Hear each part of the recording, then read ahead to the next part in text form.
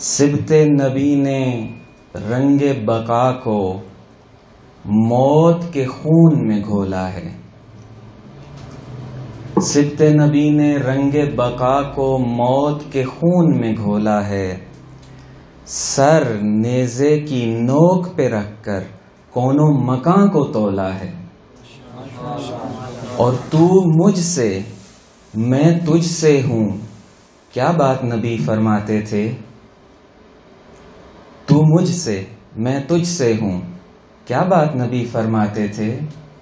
کتنی خوش اسلوبی سے شبیر نے بات کو کھولا ہے. ایک دفعہ اپنی توفیقات خیر میں اضافے کے لیے، بانی مجلس کی تمام دعاؤں کی قبولیت کے لیے، ان کے مرحومین کی مغفرت اور بلندی درجات کے لیے، اور حاضرین کے تمام مرحومین کی مغفرت اور بلندی درجات کے لیے، اور حقیر کے والد مرحوم اور تمام مرحومین کے لیے بھی اسی طرح سے بلند آواز سے درود بھیجیے گا. اللہم صلی علی محمد وآل محمد وعجل فرجہ. ہماری بات معرفت امام کی ضرورت کے سلسلے میں شروع ہوئی، اور گفتگو ابھی اپنے مقدماتی مراحل کو طے کرتی ہوئی آگے بڑھ رہی ہے. کل کی بات یہاں تک پہنچی تھی اور ہم یہ بات سمجھ پائے کہ پروردگار نے ارشاد فرمایا حدیث قدسی کے اندر، وہ حکم جو ہمیں دیا جا رہا تھا اور ہمیں جو بتایا جا رہا تھا کہ ہماری خلقت کا ہدف اور مقصد معرفت کا حصول ہے، اور اگر اس مقصد کے بغیر دنیا سے چلے گئے تو جتنے بھی عمل لے کر کے جائیں گے وزن نہیں ہوگا کسی عمل کے اندر، بیکار جائے گی ساری کی ساری محنت. دنیا میں بھی پرہیزگاروں جیسی زندگی گزار کے یہاں کی لذتوں سے بھی ناکام رہے اور فائدہ نہ اٹھایا ان لوگوں نے، خسرت دنیا، اور وہاں بھی جو صورتحال ہوگی خاسر الآخرہ. اب اس کے لیے حدیث قدسی میں ہمیں بتایا گیا کہ انسان وہ مخلوق ہے کہ جس کو پروردگار نے اس مقصد کے لیے خلق کیا کہ وہ پروردگار کی معرفت حاصل کرے. کنت کنزا مخفیہ، میں ایک چھپا ہوا خزانہ تھا. فاحببت ان اعرف، میں نے چاہا کہ میں پہچانا جاؤں. فخلقت الخلق لکی اعرف، تو میں نے ایک مخلوق کو خلق کیا، یعنی انسان کو خلق کیا کہ وہ مجھے پہچانے. عبادتوں کے لیے تو فرشتے بھی تھے، اور ایسی عبادتیں کہ سجدے میں خلق کیا تو سجدے میں ہیں، رکوع میں خلق کیا تو رکوع میں ہیں. جو مأموریت اور جو حکم دے دیا گیا اسی کی انجام دہی کے اندر مگن و محو و مصروف ہیں. بس عبادتوں کے لیے تو ضرورت شاید نہ تھی. یہیں سے وہ بات بھی واضح ہو جائے گی ہمارے لیے. ایک روایت کا بھی سہارا لیں گے کہ پھر اس آیت کا کیا ہوگا کہ جس میں ارشاد فرمایا کہ انسانوں اور جنوں کو عبادت کے لیے خلق کیا ہے. الا لیعبدون کا لفظ ہے، تو بات اتنی مشکل نہیں رہے گی جب روایت کا سہارا لیں گے. فرمایا لیعبدون اے لیعرفون. معرفت ہوگی تو عبادت ہو پائے گی نا. معرفت کے بغیر کی عبادت بیکار. اور اگر حقیقی معرفت آ جائے گی تو پھر عبادتوں کی کوئی پریشانی باقی نہیں ہے. وہ معرفت ہی کیا کہ جو انسان کو عبادت کے لیے ابھارے نہیں. بس معرفت جب آ جائے گی اور حقیقی معرفت ہوگی تو ہو نہیں سکتا کہ انسان پروردگار کے آگے جھکے نہیں. عبادتوں کی تضمین اور سیکیورٹی فراہم کرے گی یہ معرفت. اور یہ الگ موضوع، فقط اشارہ کر دوں کہ ان کا آپس میں ایک ربط ہے کہ یہ عبادتیں مقدمہ بنے گی حصول معرفت کا، اور حصول معرفت انہی عبادتوں کو نکھار دے گا. دونوں ایک دوسرے کو تقویت پہنچاتی چلی جائیں گی، اور یہ سفر بشریت کا طے ہوتا چلا جائے گا، لیکن مجال نہیں ہے کہ اس کو کھولا جائے. بس جب معرفت کی بات آ رہی ہے تو قطعاً وہاں یہ مراد نہیں ہے کہ عمل کی ضرورت نہیں ہے. معرفت ہی کیا جو عمل نہ لے کر آئے اپنے ساتھ. بس بات کو آگے بڑھاتے ہیں یہاں سے. بصیرت کے ساتھ اعمال کو انجام دینے کا حکم دیا گیا ہے. خالی اعمال کسی کام کے نہیں ہیں. ارشاد ہوتا ہے خاندان نبوت سے یہ جملہ ملتا ہے, فرماتے ہیں کہ العامل علی غیر بصیرت. عمل بہت ہو رہے ہیں نا دنیا کے اندر, حج ہو رہی ہے, نمازیں, مسجدیں, عبادتیں. العامل علی غیر بصیرت کالسائر علی غیر الطریق. علماء کرام کے لیے ترجمے کی ضرورت نہیں, لیکن چونکہ ریکارڈنگ ہو رہی ہے ممکن ہے بعد میں کوئی ایسا شخص سنے کہ جس کو ترجمے کی ضرورت ہو. وہ عمل کرنے والا انسان کے جو بصیرت کے بغیر عمل کیے جا رہا ہے. جڑ جائے گی بات ہماری پچھلی دونوں مجلسوں کے ساتھ. بغیر بصیرت کے, بغیر معرفت کے, بغیر سمجھے عبادت کیے چلا جا رہا ہے. کالسائر علی غیر الطریق, صراط مستقیم پر چلنے کا کہا گیا ہے, اور یہ چلا جا رہا ہے غیر طریق میں, رستے سے ہٹ کر بے راہے کی طرف. بس یہ عبادتیں اس کو بہشت کی بجائے جہنم کی طرف لے کر کے جا رہی ہیں, کسی کام کی نہیں ہے. اور پھر اگلا جملہ کہ لا یزیدہ, اس کی یہ بے بصیرتی کی عبادتیں لا یزیدہ سرعت السیر, جتنا تیزی سے چلے گا اس بے راہے پر, وہ تیزی سے چلنا فقط اور فقط اس چیز میں اضافہ کرے گا الا بعدا, کہ وہ دور ہوتا چلا جائے گا.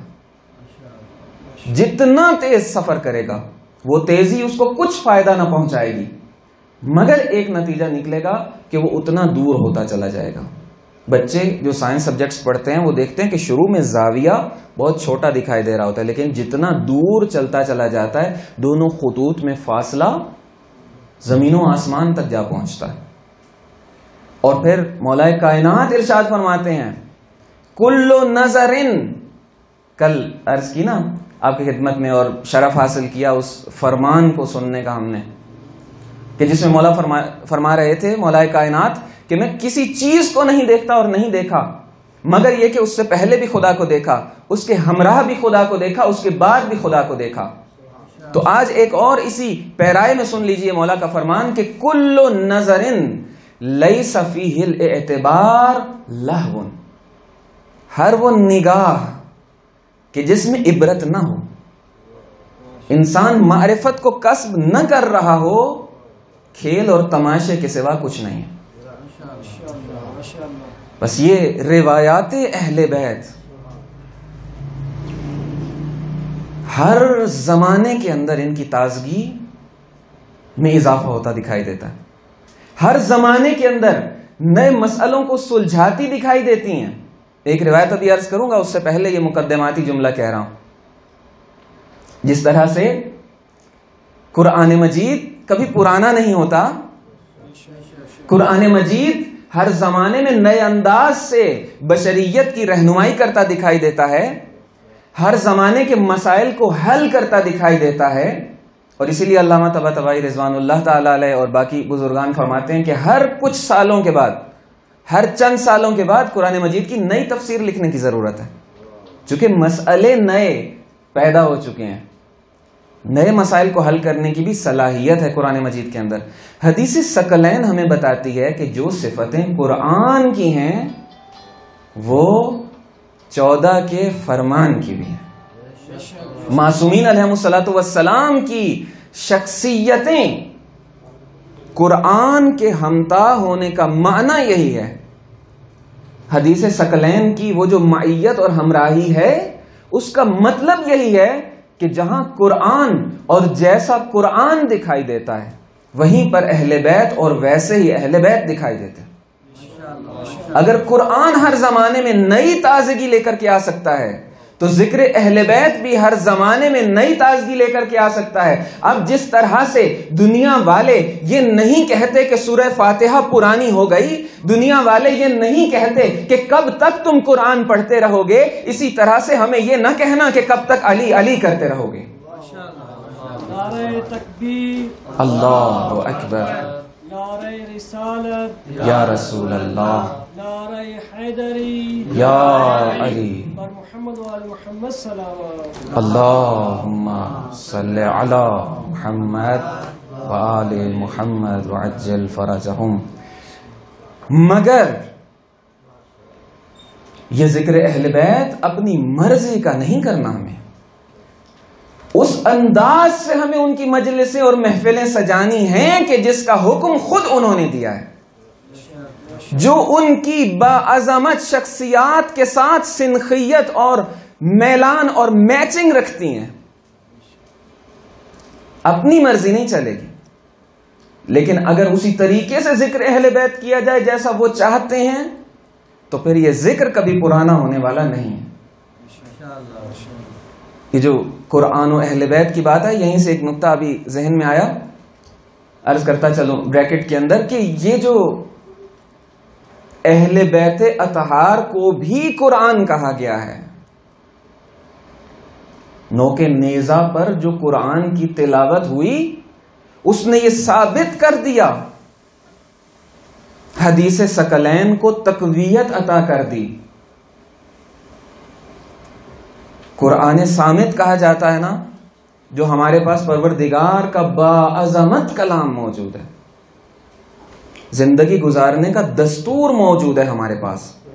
قرآن صامت یعنی خاموش قرآن، اور جن کا عمل و کردار و پیکر و وجود مجسم قرآن ہے، ان اہل بیت کو قرآن ناطق کہا جاتا ہے.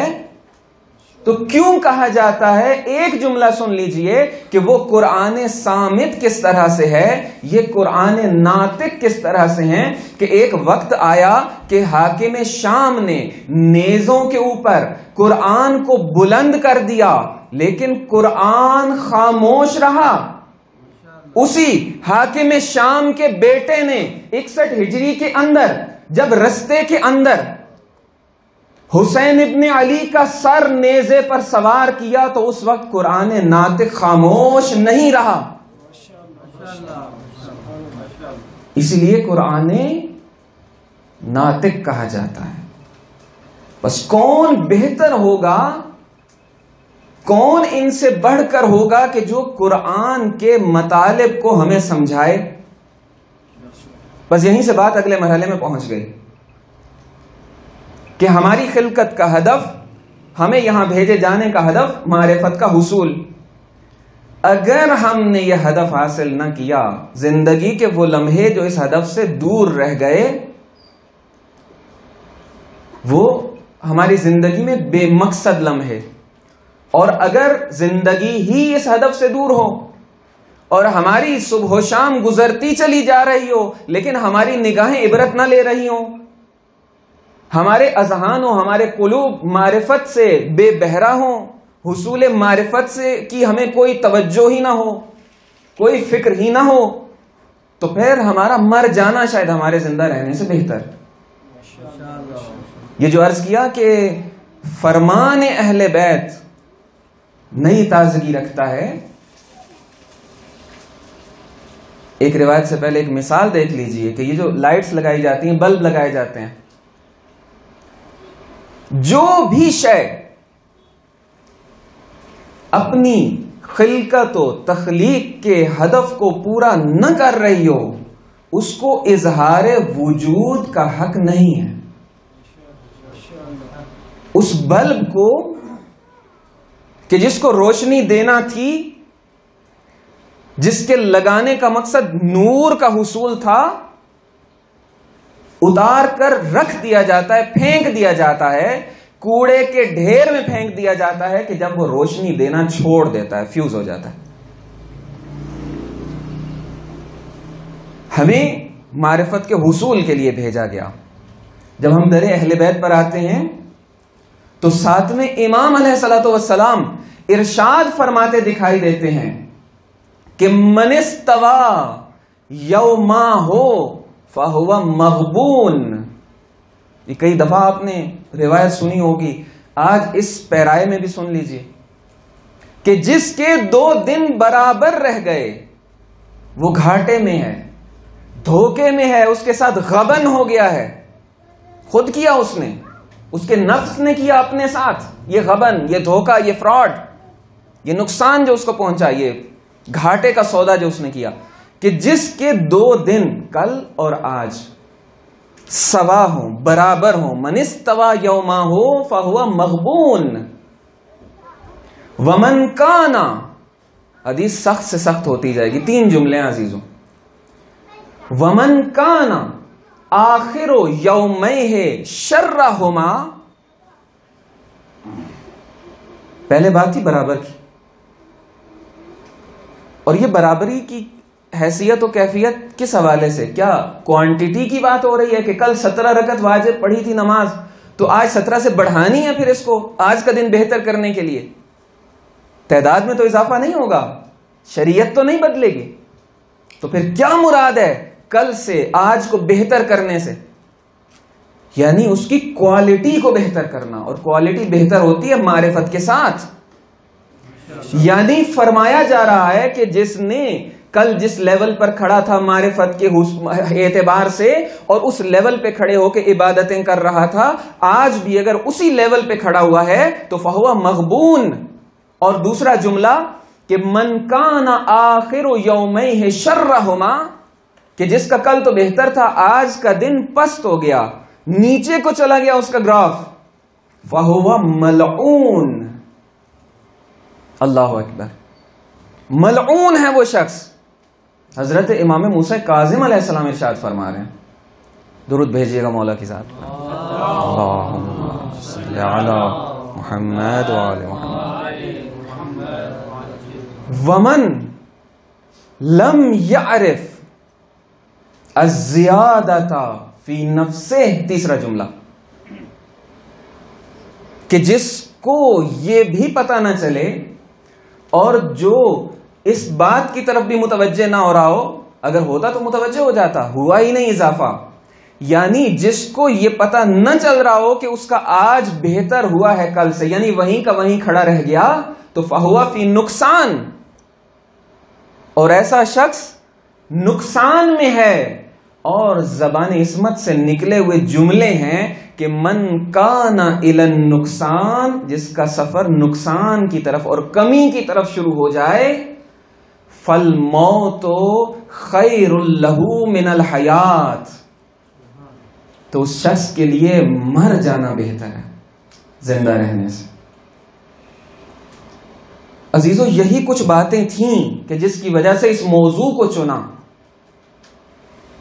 یہ چند دن گفتگو کے لیے, کہ یہ چند لمحے جو ہم یہاں بیٹھیں, شاید ذکر اہل بیت اور ذکر امام حسین علیہ السلام کا کچھ صدقہ ہمیں مل جائے کہ ہمارے دن پہلے دنوں سے کچھ بہتر ہونے لگ جائیں. ہم صلاحیت نہیں رکھتے, لیکن دینے والے بڑے کریم ہیں. اگر ظرف چھوٹا ہو نا تو اس میں وہی آتا ہے نا جو وہ ڈالتے ہیں, لیکن وہ دینے والے اتنے کریم ہیں, اس ظرف کو بھی بڑا کرنے کی صلاحیت رکھتے ہیں. بس معرفت کا حصول ہماری زندگی کا ہدف, اس کے بغیر گئے تو بیکار, اس کے بغیر جیے تو مر جانا بہتر, کیونکہ جتنی ہے ابھی اضافہ نہیں کریں گے تو کمی آتی جائے گی. بس ابھی مر جائیں بہتر ہے, تاکہ جتنی ہے اتنی تو لے کر جائیں. آیت اللہ رے شہری نے جو اس کی وضاحت فرمائی اس جملے کی, وہ یہ تھی کہ اس لیے فرمایا کہ جتنی ہے یہ تو کم از کم لے کر کے جائے, اور زندہ رہا تو اس میں بھی کمی آتی چلی جائے گی. آخری نقطہ آج کی گفتگو کا, کہ اس معرفت کے راستے میں کچھ موانع اور کچھ رکاوٹیں بھی ہوتی ہیں. ان کا جب تک پتہ نہیں ہوگا ہم ان کو دور نہیں کر سکتے. پروردگار کا ارشاد ہوتا ہے قرآن مجید کے اندر کہ افرأیت من اتخذ الہہ ہواہ, کیا آپ نے اس شخص کو دیکھا ہے کہ جس نے اپنی خواہش کو اپنا معبود بنا لیا. بتوں کی عبادت تو سنتے تھے، خواہشوں کی عبادت بھی ہوتی ہے کیا؟ وہ لوگ جو بتوں کی عبادت کرتے تھے آج بھی کرتے ہیں. مارکیٹ میں جب نیا بت آتا تھا اور وہ پسند آتا تھا، خرید کے گھر لے جاتے تھے، پرانے بت کو پھینک دیتے تھے. اگر اس بت کی عبادت کر رہے ہوتے تو اس کو کیوں پھینکتے؟ نیا پسند آیا، اس کو لائے عبادت کے لیے. یعنی بت کی عبادت نہیں ہو رہی، خواہش کی عبادت ہو رہی ہے. پروردگار کے جملات اور ہدایتیں بڑی دقیق ہیں. اس لیے فرمایا کہ افرأیت من اتخذ الہہ ہواہ، کیا تم نے اس شخص کو دیکھا ہے کہ جس نے اپنی خواہش کو اپنا معبود بنا لیا؟ نتیجہ کیا نکلا کہ پروردگار نے اس کو چھوڑ دیا گمراہی کے اندر. کانوں پر اور دل پر مہر لگا دی. اب نہیں سنتے، آواز پڑے بھی صحیح کانوں پر تو نہیں سنتے. نو کے نیزہ کی تلاوت نہیں سنی تھی بہت لوگوں نے. دلوں پر پروردگار مہر لگا دیتا ہے، کانوں پر مہر لگا دیتا ہے اور آنکھوں پر پردے ڈال دیتا ہے. اپنی مرضی، اپنی مرضی یہ دائرہ ایمان سے باہر والوں کی بات نہیں ہے، دونوں کی بات ہے. چاہے باہر والے اپنی مرضیاں کریں گے، چاہے اندر والے اپنی مرضیاں کریں گے. ہم سب کے لیے یہ بات ہے. مجلس ہو ہماری مرضی کی ہونی چاہیے، خطیب پڑھے ہماری مرضی کا بیان کرے، عزاداری کریں اپنی مرضی کی کریں گے، رسمیں اور رسوم اپنی مرضی کی. بس یہاں بھی یہ آیت ہے. صدر اسلام میں یہی ہوا. بہت سے لوگوں نے خواہشوں کے پیچھے جب چلنا شروع کر دیا تو پروردگار نے اپنے اس وعدے کے مطابق اور اپنی سنت کے مطابق ان کے کانوں پر مہریں لگانا شروع کی، ان کے دلوں پر مہریں لگانا شروع کی، ان کی آنکھوں پر پردے ڈالنا شروع کیے. جب دلوں پر مہریں لگنے لگیں، جب کان سماعتوں سے بے بہرا ہونے لگے، تو پھر نہ آیے تطہیر کی آواز سنائی دی، نہ انما ولیکم اللہ کا اعلان سنائی دیا، نہ اطیعوا اللہ و اطیعوا الرسول و اولی الامر منکم جیسے خوبصورت جملے کانوں تک پڑے، نہ یا ایھا الرسول بلغ ما انزل الیک من ربک جیسے حسین پیغامات اور قیامت تک کی ہدایتیں سن پائے، نہ الیوم اکملت لکم دینکم و اتممت علیکم نعمتی جیسے اعلانات سن سکے. خواہشوں کے پیچھے چلنے لگ گئے تھے، کانوں پر مہریں لگ گئی تھیں، اور جب آنکھوں پر پروردگار نے پردے ڈال دیے تو پھر وہ لوگ نہ در اہل بیت پر انہوں نے آتا دیکھا، نہ آیتیں پڑھتے دیکھا، نہ دوش نبوت پر سوار کرواتے دیکھا، نہ اپنے بستر پر لٹا کر اس جو ہجرت کی تھی ادھر جاتے دیکھا، اور نہ ہی مقام عصمت کے احترام میں نبوت کو اپنی مسند پر کھڑے ہوتے دیکھا. مہریں لگ چکی تھی کانوں پر. اور بس بات یہیں پر ختم کرتے ہوئے آخری جملے کے امام حسین علیہ السلام نے یہ ہدایتیں، یہ معرفتیں، یہ تأثیر ہدایت مجسم کر کے دکھایا ہمیں جگہ جگہ پر پورے سفر کے دوران. دو شخصیات ہیں جن سے رستے میں ملاقات ہوئی. ایک ایک منزل پر داستان ہے، ایک ایک منزل پر رہنمائی ہے، عبرت ہے، سبق ہے. ایک ہے عبید اللہ ابن حور جوفی کہ جب پوچھا کہ یہ خیمے کس کے ہیں، پتہ چلا عبید اللہ کے ہیں. غالباً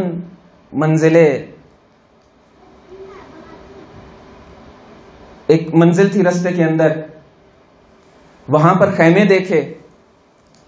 قصر بنی مقاتل اس منزل کا نام تھا جو ذہن سے پہلے نکل گیا تھا. تو عبید اللہ ابن حور جوفی کے پاس پیغام بھیجا، نہیں آیا. کوفے سے نکلا ہی اسی لیے تھا کہ بچ جاؤں. امام علیہ السلام خود چلے گئے اس کے پاس. کہا کہ میرے ساتھ آؤ. اس نے کہا کہ میں کوفے سے نکلا ہی اسی لیے تھا کہ ادھر سے بھی نہ آؤں اور مرنا بھی نہیں چاہتا آپ کے ساتھ آ کے. خواہش عزیز تھی, زندگی عزیز تھی.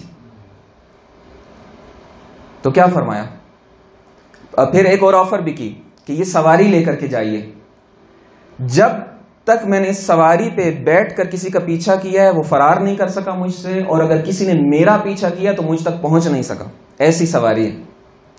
فرمایا کہ ہم گمراہوں کو اپنا بازو نہیں بناتے, نہ تمہاری ضرورت نہ تمہاری سواری کی ضرورت.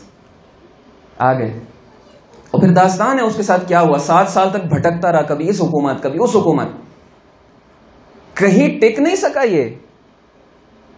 اور اختتام کہاں ہوا؟ اسی کربلا کے کنارے فرات کے اندر ڈوب کر خودکشی کر لی, مر گیا. حسرت کے اشعار بھی لکھے شہادت کے بعد, واقعہ کربلا کے بعد, کہ کاش میں شامل ہوتا. لیکن اب حسرت کا فائدہ نہیں تھا.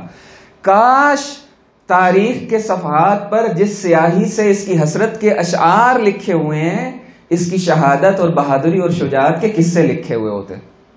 لیکن نشان عبرت بن گیا. دوسری طرف رستے میں ایک اور شخص کو دعوت دی, بتانا چاہ رہے ہیں کہ اپنے اندر صلاحیت پیدا کرو. حسین ابن علی کی دعوت کسی پر کوئی اثر کرتی ہے, کسی پر کوئی اثر کرتی ہے. عشق کی چوٹ تو پڑتی ہے دلوں پر یکساں, ظرف کے فرق سے آواز بدل جاتی ہے. زہیر ابن کین بجلی عثمانی تھے نا, کچھ زنگ بھی لگا ہوا تھا نا شخصیت پر, لیکن پورے رستے میں ساتھ ساتھ چل رہے ہیں, فاصلے سے چل رہے ہیں کہ کہیں حسین ابن علی بلا نہ لیں. لیکن ایک منزل پر حسین ابن علی نے بلا لیا, اور جب کھانا کھا رہے تھے خیمے کے اندر تو جو لقمہ ہاتھ میں تھا زمین پر رکھ دیا, جیسے انسان بیٹھا بیٹھا کسی جگہ خشک ہو جائے. اہلیہ نے کہا, عظیم خاتون ہے, خواتین کا کردار دیکھیے عاشورہ کے اندر. کون ہے زہیر جس کو بعد میں میمنہ کا سپہ سالار بننا ہے؟ نماز حسینی کی حفاظت تیروں کو اپنے سینے پر لے کر کرنی ہے اس زہیر نے, لیکن تیار کون کر رہا ہے؟ اہلیہ. کہتی ہے وائے ہو تم پر, افسوس کا مقام ہے کہ فرزند زہرا اور فرزند رسول تمہیں بلائیں اور تم نہ جاؤ. تو گیا, بیدار ہوئی غیرت, گیا. مولا نے کچھ باتیں کہیں, وہ واقعہ بھی یاد دلوایا. پشت خیمہ لے کر کے گئے اور کہا کہ تمہیں یاد ہے میرے بابا کے ساتھ فلاں جنگ کے اندر, اور ایک جگہ پر سلمان یا سلیمان, 2 طرح سے روایات ہیں, اس نے تمہیں کہا تھا جب مال غنیمت تمہیں بہت سا ملا تھا کہ اسی جگہ پر بعد میں تمہیں ایک اور خوشی ملے گی. کہا ہاں مجھے یاد ہے. تو مولا نے فرمایا کہ یہ وہی جگہ ہے جہاں تم کھڑے ہو. اپنا مقصد بتایا, یزید کے اہداف سے آگاہ کیا, اور زہیر کھل اٹھا اس چمک کے ساتھ, عشق حسینی کے ساتھ خیمے میں واپس آتا ہے. اہلیہ پوچھتی ہیں کیا ہوا؟ تو کہتا ہے کہ تم اپنے بھائی کے ساتھ, بھائی بھی ساتھ تھا اہلیہ کا, کوفہ چلی جاؤ, مال و دولت بھی دے دیا, غلام سے بھی کہا تم بھی چلے جاؤ, اور اب تمہارے اور ہمارے رستے جدا ہیں. 2 طرح کی روایت ہیں, جو زیادہ مشہور ہے اس کے مطابق عرض کر رہا ہوں. اب تمہارے اور ہمارے رستے یہاں سے جدا ہیں. کہا کہ نہیں میں ساتھ آؤں گی. تو زہیر کہتے ہیں کہ تمہارا اور ہمارا ساتھ زندگی تک کا تھا, اب ہم مرنے کے لیے جا رہے ہیں. وقت گزرا عزیزو, کچھ اور گفتگو ہوئی ان دونوں عاشقان اہل بیت کے درمیان. جب اصرار کیا کہ میں ساتھ چلوں گی اور شوہر کی طرف سے انکار سنا, پھر اصرار کیا, پھر انکار سنا, تو جب مزید اصرار کیا تو شوہر کہتا ہے نہیں میں تمہیں اپنے ساتھ نہیں لے جا سکتا, تم نہیں سمجھتی ہو کہ آگے کیا ہونا ہے. تو کہتی ہے کہ جو بھی ہو مجھے آپ کے ساتھ آنا ہے. تو زہیر کہتے ہیں کہ ہم جن کی طرف جا رہے ہیں وہ ایسے پست فطرت ہیں کہ جو کسی قبیلے کے مردوں کو جب قتل کر دیتے ہیں تو ان کی خواتین کو اسیر کر لیتے ہیں.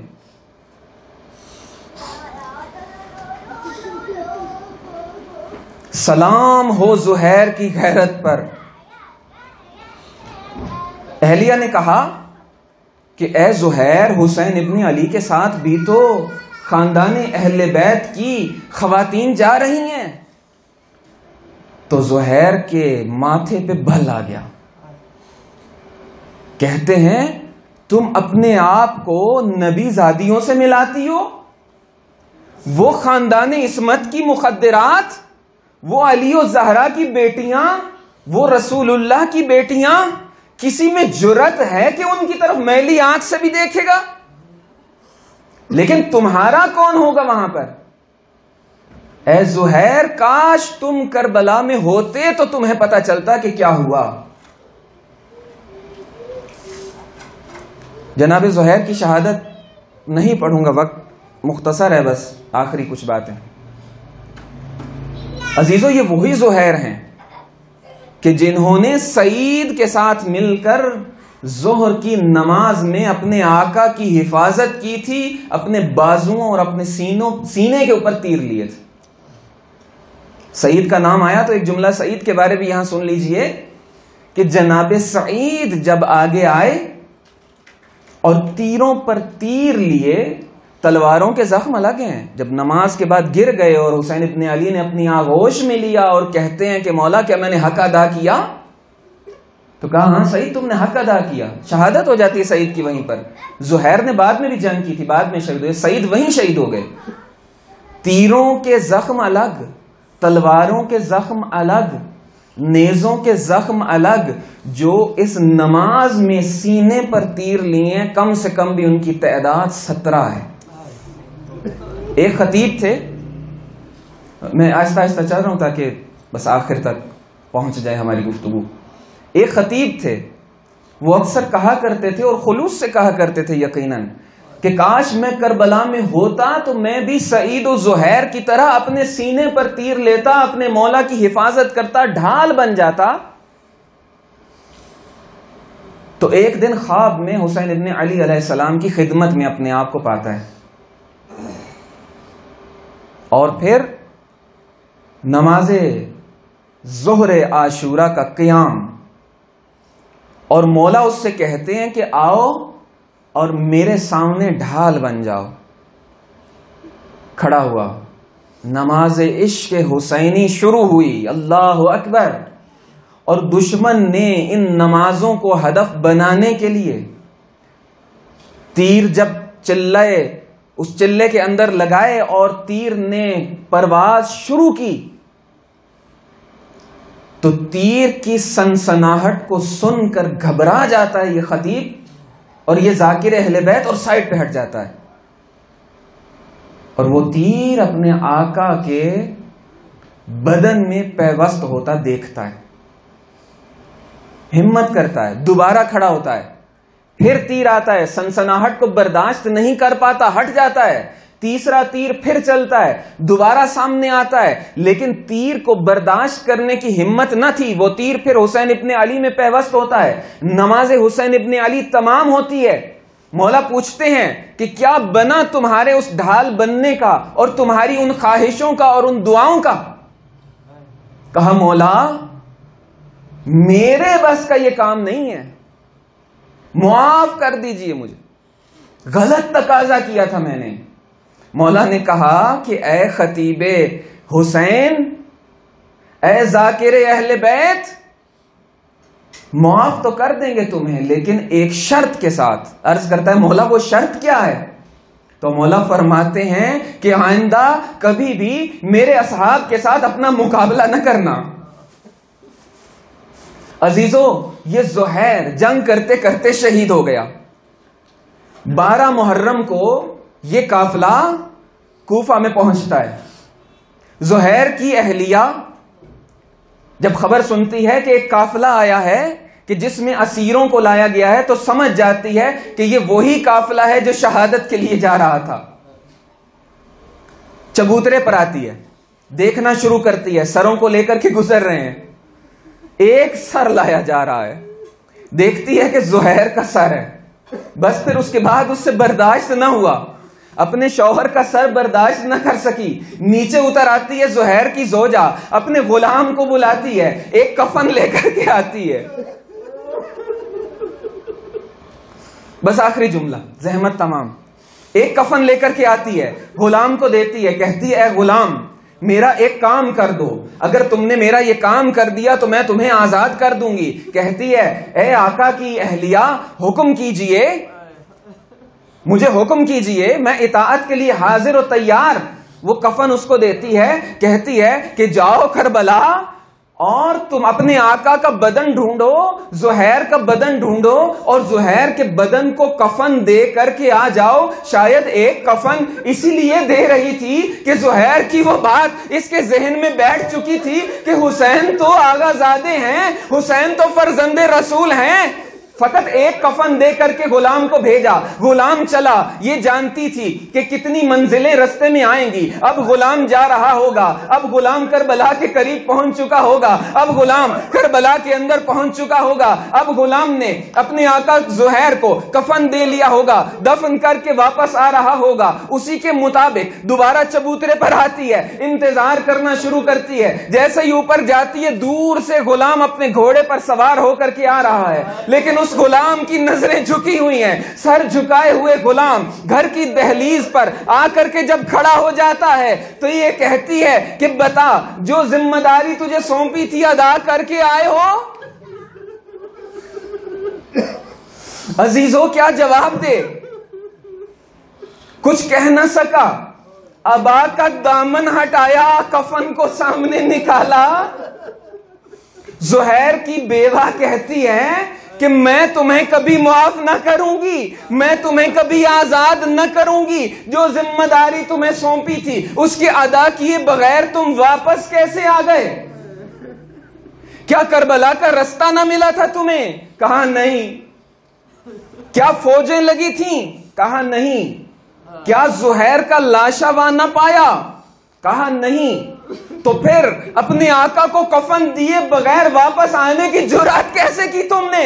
کیا عرض کرے, کہتا ہے اے آقا کی اہلیہ میں کیا کرتا, آپ نے ایک ہی کفن تو دیا تھا, آپ نے ایک ہی کفن تو دیا تھا. کربلا کا میدان تھا, خاندان عصمت کے پلے جا بجا لاشیں. حسین ابن علی کا لاشا ڈھونڈتا رہ گیا. میں نے چاہا کہ حسین کے لاشے کو کفن دے کر کے آ جاؤں, لیکن میں کیا کرتا, حسین کا لاشا ڈھونڈ نہ سکا, حسین کا لاشا پہچانا نہ گیا.